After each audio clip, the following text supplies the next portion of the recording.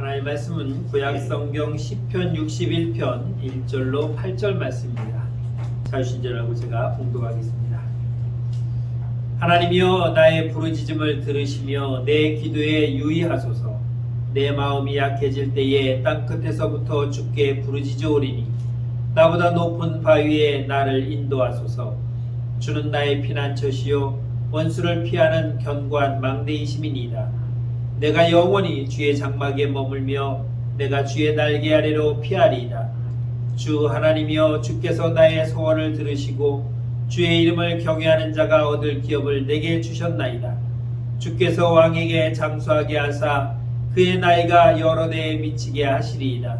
그가 영원히 하나님 앞에서 거주하리니 인자와 진리를 예비하사 그를 보호하소서.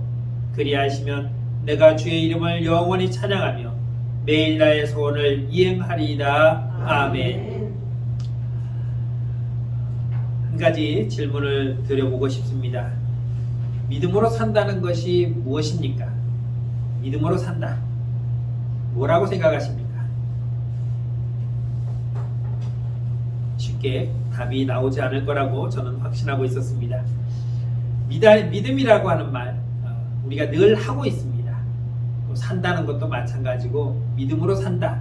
이거에 대해서 우리는 잘 알고 있는 것 같지만 선뜻 대답할 수 없는 이유는 거기에 대해서 우리가 깊이 생각하지 못하고 또 그렇게 살아가고 있지 못하다는 것이 우리에게 주어진 하나의 숙제 같은 상황일 것입니다.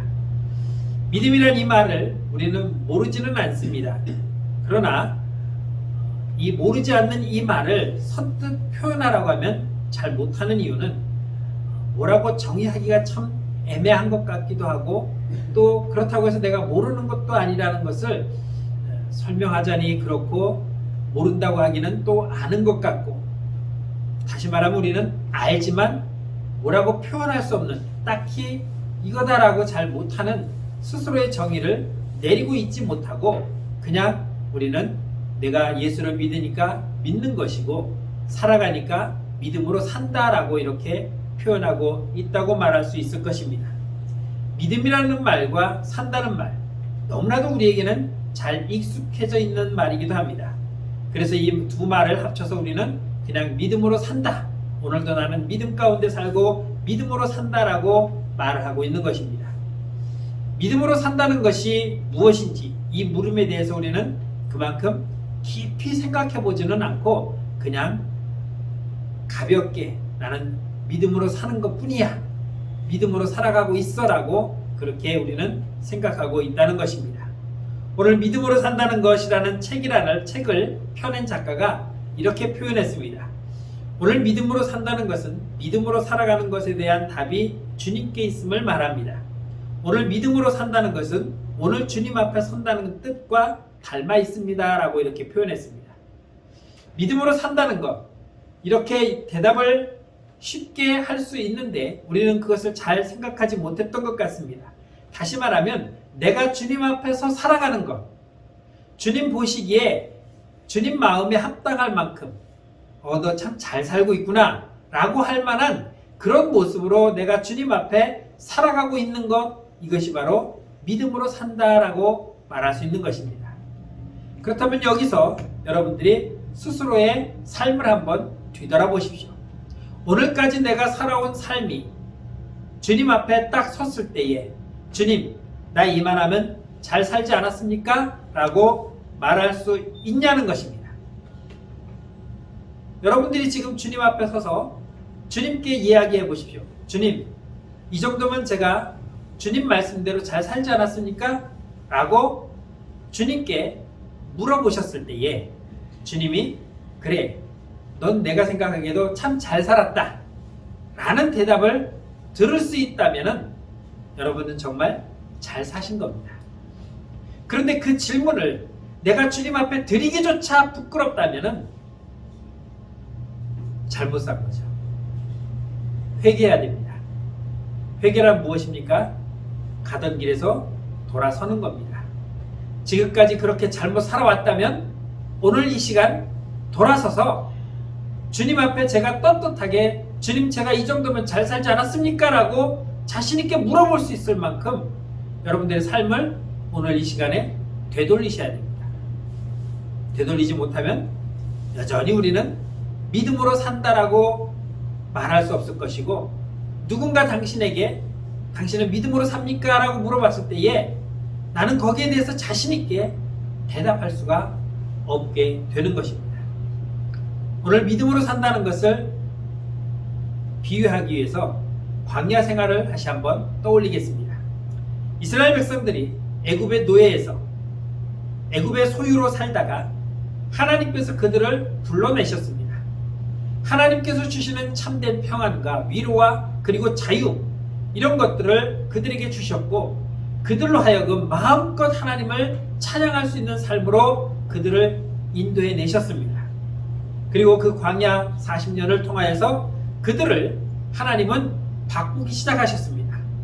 400년 동안 여러 대를 살아오면서 그들은 애굽의 우상신을 바라보았고 우상의 제사들을 바라보았으며 하나님을 어떻게 섬기는지, 하나님이 원하시는 삶이 무엇인지를 잘 모르는 상태에 살아왔던 그들의 삶에서 이제부터는 하나님을 대하고 하나님께 나오고 하나님의 말씀을 듣고 하나님의 말씀대로 순종하며 하나님이 원하시는 삶으로 살아가는 그 방식을 바꿔가는 과정이 바로 출애굽의 40년 광야 생활이라고 말할 수 있는 것입니다. 여러분, 우리는 지금 양장을 입고 편하게 티셔츠를 입고 반바지를 입고 사는 것이 이제는 누가 뭐라 할 것 없이 자연스럽습니다.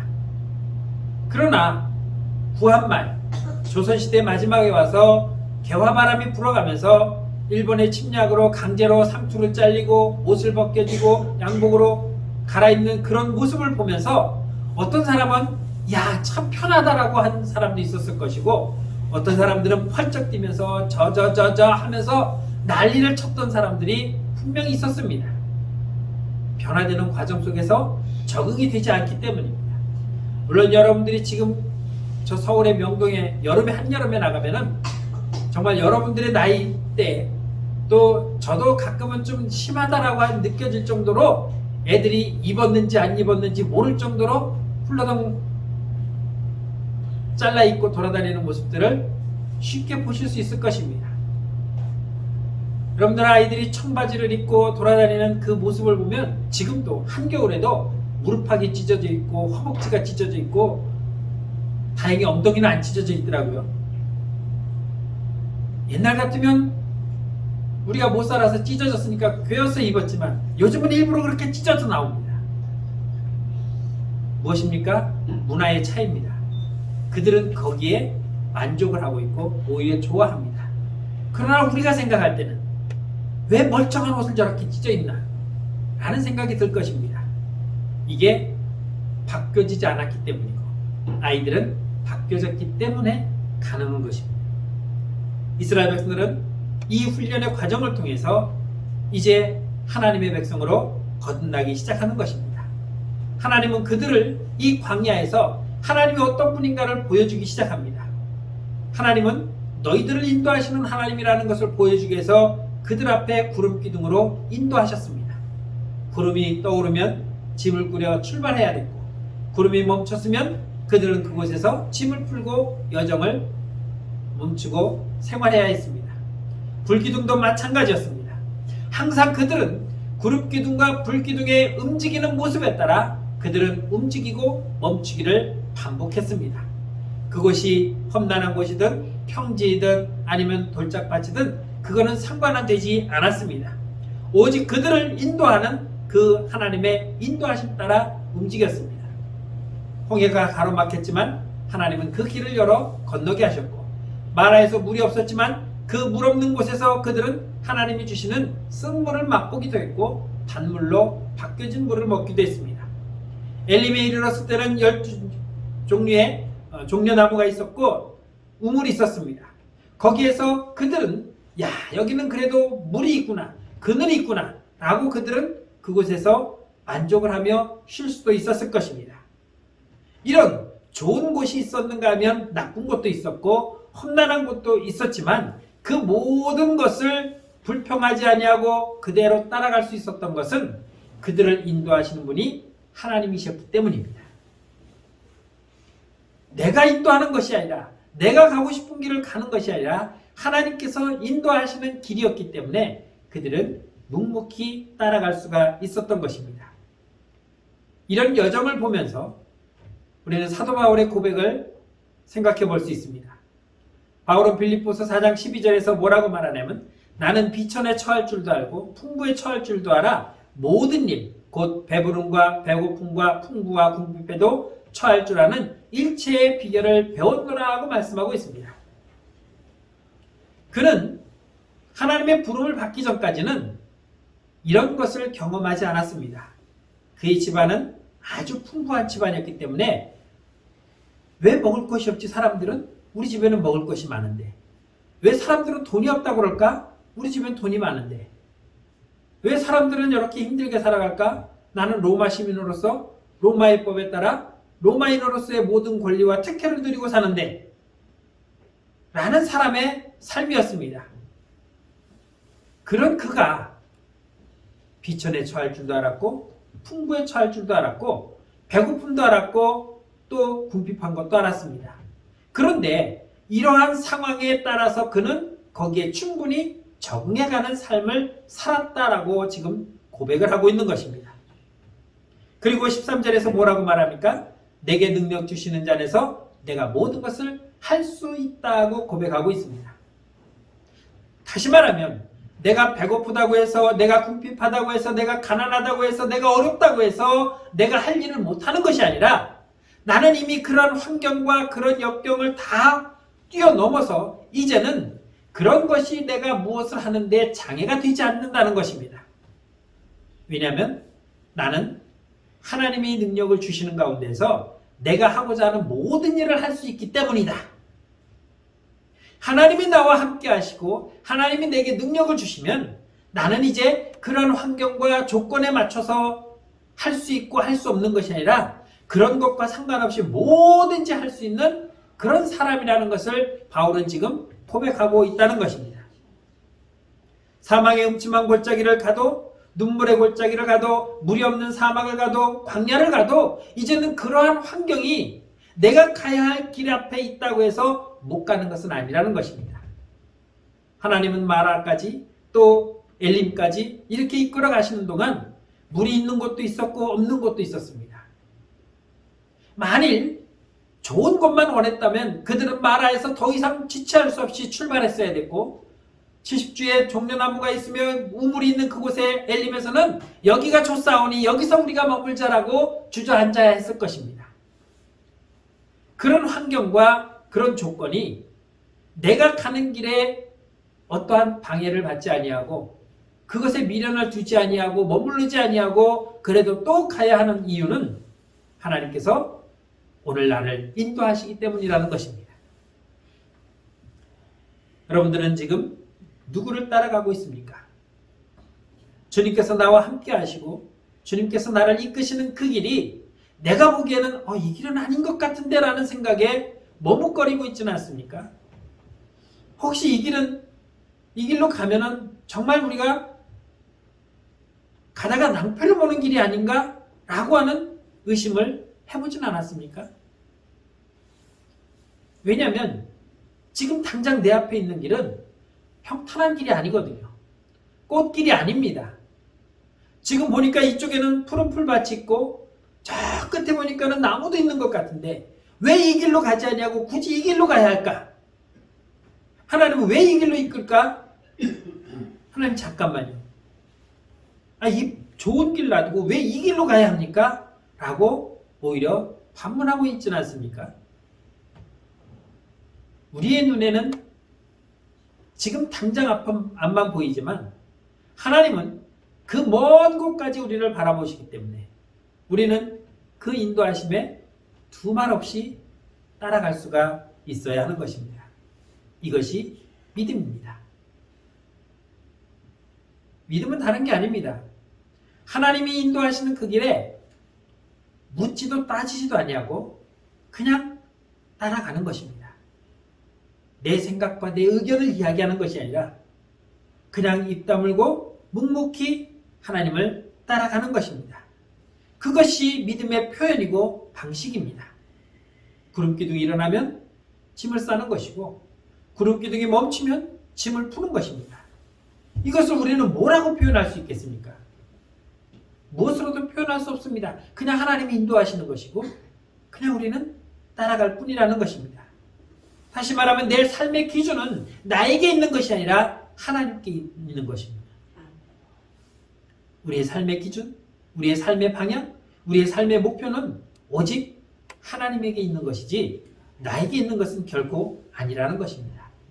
그러기에 여기가 좋으니 여기에 머물겠다고 할 수도 없고 이 길이 안 좋으니까 난 이 길로 못 갑니다라고 말할 수도 없다는 것입니다. 이것이 바로 믿음으로 사는 것입니다. 오늘 시편 61편에서 다윗은 내게 뭐라고 말하냐면 내가 주의 날개 아래 피하리이다 라고 말하고 있습니다. 내가 주의 날개 아래 피하리이다 라고 고백하는 이 고백, 이것은 무엇을 의미하냐면 주님은 나를 덮을 수 있는 날개라고 믿고 있는 것입니다. 내가 지금 환난 가운데 고난 가운데 처해 있는 이 상황 속에서 내가 피할 곳을 찾아보니까 아무것도 없는데 주님이 계셨습니다. 주님은 내가 피할 수 있는 곳, 주님은 내가 안전하게 그곳에 피할 수 있는, 나를 덮어줄 수 있는, 나를 보호할 수 있는 날개다라는 믿음과 확신을 갖고 있는 고백입니다. 이러한 고백이 여러분들에게 함께 있기를 주의 이름으로 축원합니다. 주님은 언제 어디서든 나를 지켜줄 날개다. 나는 그래서 그 날개 아래 숨으면, 그 날개 아래 피하면 나는 안전하다라는 것을 믿고 언제든지 피할 수 있는 준비를 하고 있는 것입니다. 요즘은 민방위 훈련이 그렇게 잘 안 되고 있는데 제가 학교 다닐 때 되면은 매월 15일은 민방위 날이었습니다. 그래서 오후 2시에 사이렌이 울리면 전국에 다니던 차도 멈추고 도로가에 다 있고 우리는 수업을 멈추고 책가방을 꾸려서 책상 밑에 쭈그리고 있다가 공습경보가 나면 후다닥 또 복도를 지나서 운동장으로 대피하는 이 훈련을 1년 매달 15일이면 어김없이 했습니다. 왜 그렇습니까? 전쟁에 나는 그 위험 속에서 내가 피할 곳은 저곳이라는 것을 우리는 내 몸속에 항상 익히는 연습이었습니다. 그때 가서 우왕좌왕하는 것이 아니라 언제 어느 때든 적의 공습이 오면 우리는 이렇게 준비했다가 이쪽으로 이렇게 대피한다 하는 것을 훈련하는 것입니다. 내가 이 세상에 살아가면서 환난과 고난과 어려움이 닥쳐올 때에 어떡하지? 라고 주저앉아서 망설이지 아니하고 그 즉시로 일어나 주의 날개 아래 피할 수 있도록 준비하는 그런 삶, 그것이 바로 믿음이라는 것입니다. 오늘 시편 61편에서 우리는 믿음의 모습을 몇 가지 찾아보겠는데 첫째로는 주님께 피하는 사람입니다. 오늘 본문 1절로 2절에서 뭐라고 말하냐면 하나님이여 나의 부르짖음을 들으시며 내 기도에 유의하소서 내 마음이 약해질 때에 땅끝에서부터 주께 부르짖으오니이다 라고 지금 다윗은 고백하고 있습니다. 어렵고 힘들고 고통스러울 때에 믿음의 사람은 하나님을 향해서 나아간다는 것입니다. 어떤 사람은 소리 지릅니다. 주여 주여 하고 주님을 외칩니다. 어떤 사람은 너무 안타까워서 말도 안 나와서 가슴만 찔러서 답답함을 호소합니다. 부르짖고 소리치고 토해내고 또 호소하는 이것이 무엇입니까? 하나님께 제가 지금 간구하고 있는 것입니다. 하나님 나 형편이 이렇습니다. 하나님 내가 죽을 지경입니다. 하나님 내가 지금 깊은 수렁에 빠졌습니다. 그러니 나를 건져주십시오. 내가 주님께 간구합니다. 나는 주님께 나아가고 있습니다. 나는 주님 품 안에 들어왔으니 나를 내버리지 마시고 나를 품어주시고 나를 지켜달라고 부르짖는 것입니다. 그런데 이렇게 기도하는 것이 내가 나하고 무슨 상관인가라고 하는 질문을 하는 사람도 있습니다. 광고 시간에 쭉 이야기하면서 코로나19에 빠른 종식을 해서 우리 같이 기도합시다. 코로나19?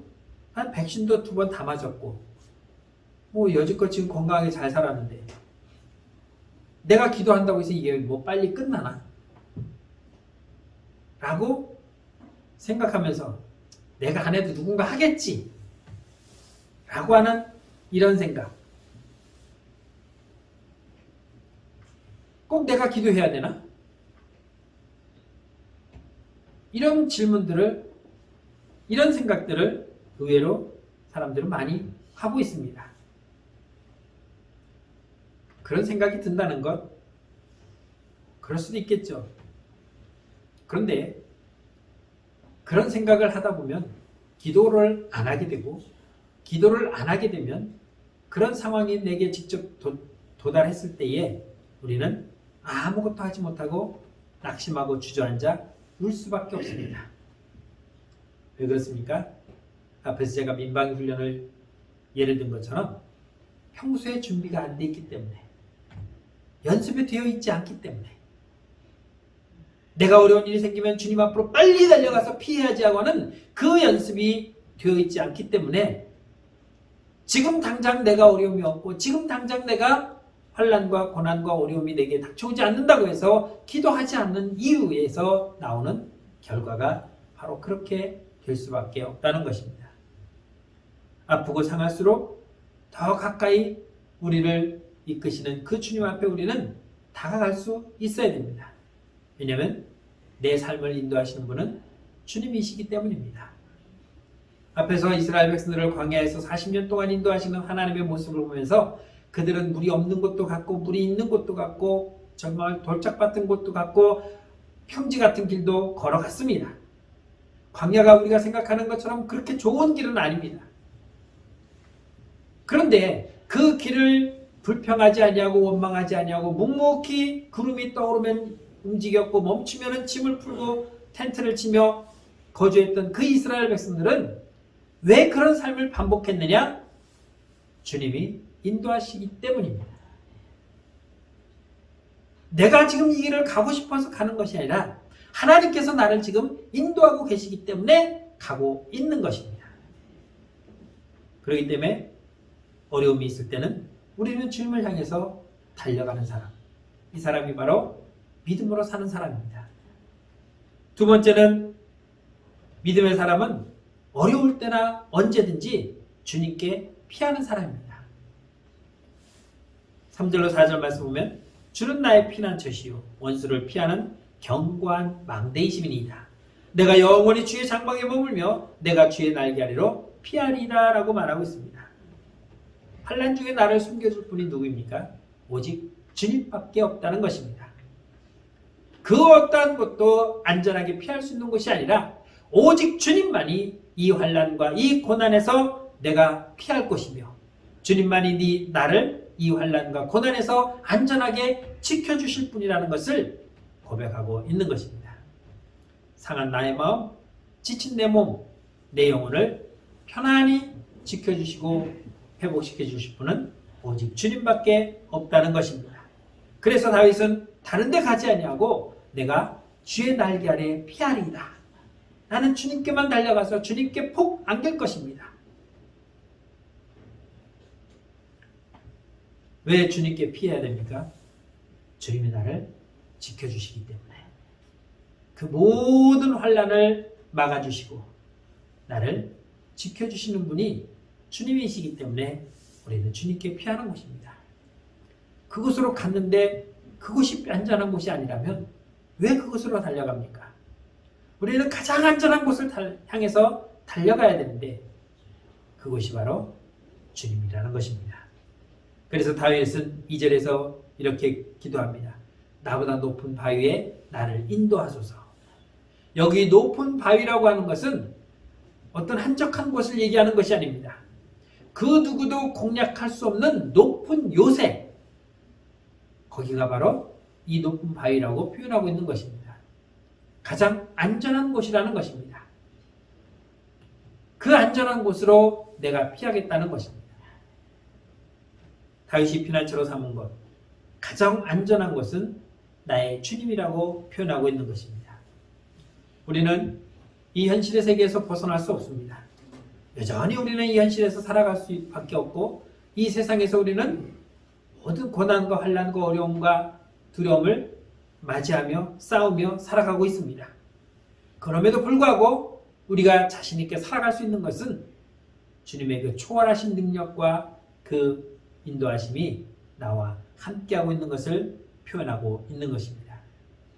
그것을 오늘 다윗은 내가 주의 날개 아래 피하리다 라고 고백하고 있는 것입니다. 세 번째는 주님은 지금도 우리는 주님을 의지하는 사람입니다. 주님을 의지하고 있다는 것을 알기 때문에 나는 주님께로 피하고 주님께로 달려갈 수가 있는 것입니다. 5절 말씀에서 뭐라고 말씀하냐면 주 하나님이여 주께서 나의 소원을 들으시고 주의 이름을 경외하는 자가 얻을 기업을 내게 주셨나이다 라고 말하고 있습니다. 여기서 보면 다윗은 주님께 소원을 했다라고 말하고 있습니다. 하나님께 약속했다는 것입니다.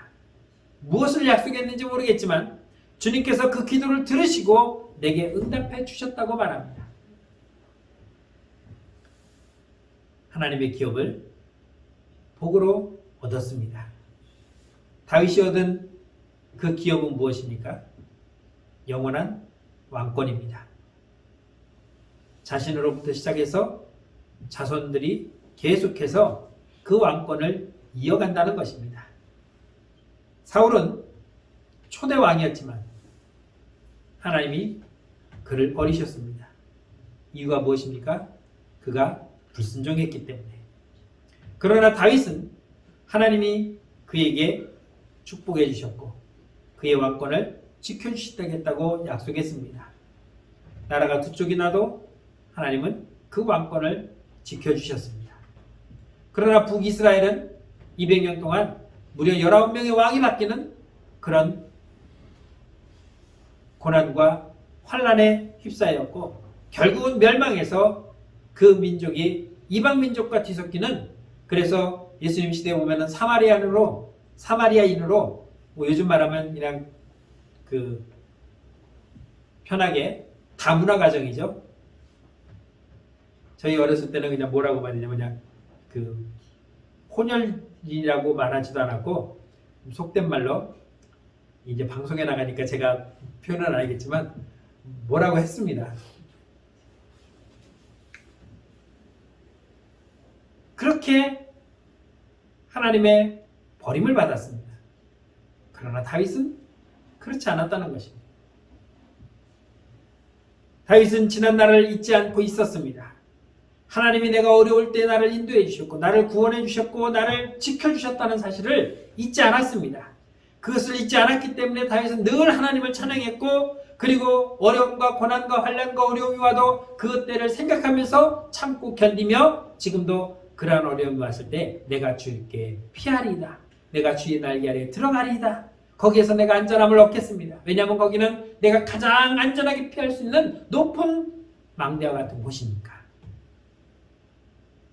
하나님의 은혜를 잊지 않는 것, 이것이 우리에게 얼마나 중요한 것인가를 보여줍니다.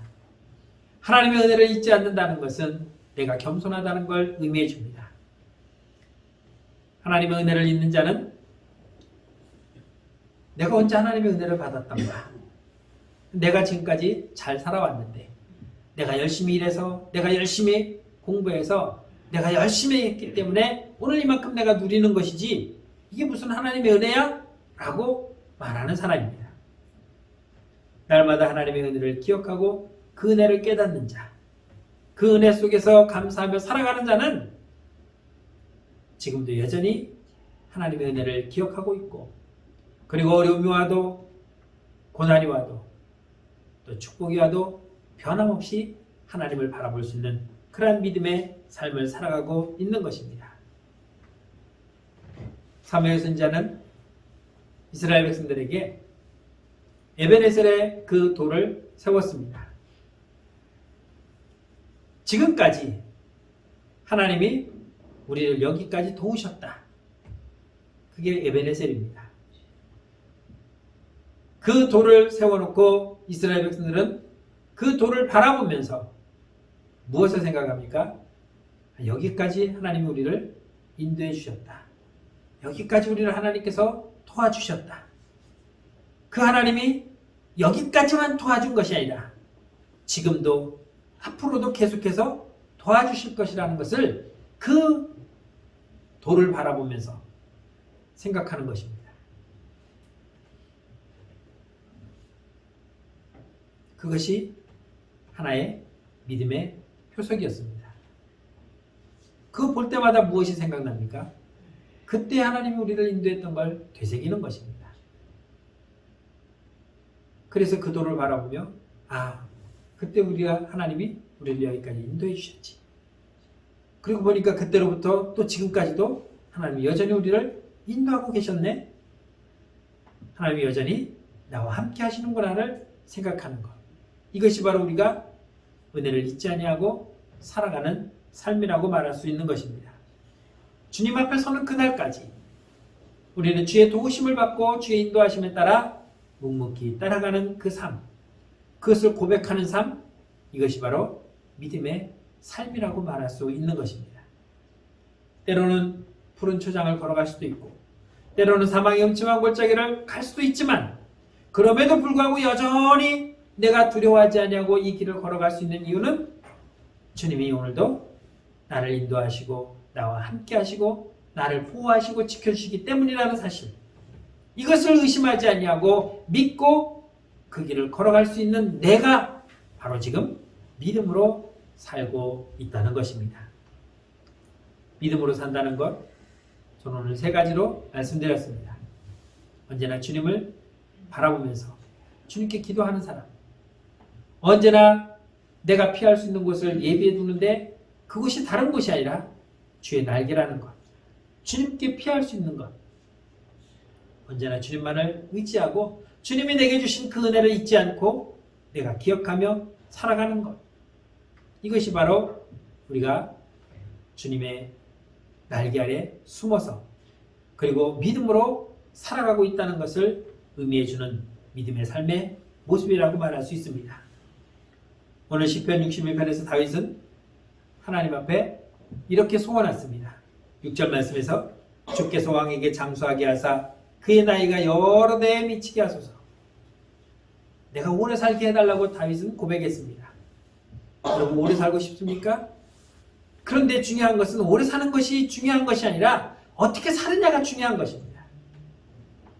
다윗이 지금 내가 오래 살고 싶다고 하는 것은 이 땅에서 내가 주님이 주시는 그 은혜, 주님이 나를 지켜주시고 나를 인도하시는 지금까지 그 모든 삶을 바라볼 때에 하나님이 나와 함께하고 있는 것이 얼마나 행복하고 얼마나 기쁘고 얼마나 즐겁고 얼마나 좋은 일인가를 깨닫기 때문에 내가 그렇게 이 땅에서 주님과 함께 오래 살고 싶다는 것입니다. 그런 마음 없이 그냥 오래 살겠다는 것이 아닙니다. 가끔 보면 연세 드신 분이 아이고 빨리 죽어야 될 텐데 왜 안 죽는지 몰라. 저희 어머니도 가끔 가시는 거예요. 목사님 왜요? 나 왜 안 죽는지 몰라. 내가 맨날 얘기했잖아. 할 일이 있으니까 못 안 죽는 거라고. 내가 할 일이 또 있을까? 있어요. 죽고 싶은 이유가 뭡니까? 살기 싫다는 거죠. 괴롭다는 겁니다. 사는 게 괴로워요. 이렇게 살 바에는 그냥 차라리 죽는 게 낫겠다. 그 사람에게 무슨 소망이 있습니까? 없습니다. 없으니까 죽고 싶다는 거예요. 그런데 오늘 다윗은 이 땅에서 내가 더 오래 살고 싶습니다. 왜? 살아보니까 하나님이 나를 인도해 주시지, 내게 은혜를 주시지, 내게 복을 주시지, 나를 지켜주시지, 나와 함께 하시지, 그 어떤 것도 비교할 수 없는 기쁨과 늘 즐거움이 넘치는데 왜 죽고 싶냐는 거죠. 여러분 지금까지 살아오면서 죽고 싶은 심정이 있습니까? 그러면 죽어야죠 뭐. 그러나 우리는 그런 죽음을 원하는 것이 아니라 주님이 나와 함께 하기 때문에 살만한 세상에 우리는 지금 살고 있는 것입니다. 여러분들의 삶이 그렇게 오래 살기를 주의 이름으로 축원합니다. 7절에서 다윗은 이렇게 소원합니다. 그가 영원히 하나님 앞에서 거주하리니 인자와 진리를 예비하사 그를 보호하소서라고 말하고 있습니다. 요즘 이제 뭐 대선 때가 되고 그러니까 또 높은 사람들이 이렇게 움직이면은 사람들이 막 몰려다니는데 거기에 가만히 보면은 이 귀에다가 이어폰 꽂고 다니는 사람들이 있어요. 누굽니까? 경호원이에요. 옆에서 참 좌우 사방에서 딱 두고 누가 계란 던지려면 지들이 먼저 가서 탁 맞아주고 뭐 물병 던지면 우산 쫙 펴갖고 막아주고 하는 게 경호예요. 그 사람들 하루 일당이 뭐 25만 원 정도 한대요. 꽤 세요. 그런데 그런 경호는 안 써도 안전한 이유는 하나님이 나를 지켜주시는 거예요. 하나님이 나를 보호해 주시는데 내가 뭘 걱정했겠습니까? 그러기에 영원토록 이 땅에서 살고 싶다면 살고 싶다는 그 말이 다윗의 고백인 것입니다. 주님만이 나의 피난처시요 나의 반석이시며 내가 오직 피할 곳은 주의 날개 아래밖에 없다는 것을 고백하며 하나님께로 달려가기를 원하는 그 다윗의 삶, 고백, 이것이 바로 믿음으로 사는 것입니다. 저와 여러분들이 이 땅에서 험난한 삶을 살고 있지만 그래도 우리는 그 모든 환난과 어려움을 이겨내고 피할 수 있는 곳이 있다는 것을 고백하면서 그때마다 언제나 나를 영원히 지켜주시는 주의 날개 아래 피하는 믿음의 삶을 살아가시기를 주의 이름으로 축원합니다. 기도하겠습니다. 참 좋으신 하나님 은혜를 감사합니다. 이 험한 세상에서 우리를 지켜주시고 인도하시며 언제나 주의 날개 아래 내가 피할 수 있는 길을 마련해 주셔서 그 안에서 거할 수 있는 우리의 삶이 되게 하심을 감사합니다. 내가 주께로 달려가서 주의 날개 아래 피할 수 있는 주님만이 나를 영원히 지켜줄 수 있는 분이라고 믿고 고백하며 살아가는 믿음의 삶을 우리 모두가 살아갈 수 있도록 주님 인도하여 주옵소서. 예수님의 이름으로 감사하며 기도드렸습니다. 아멘.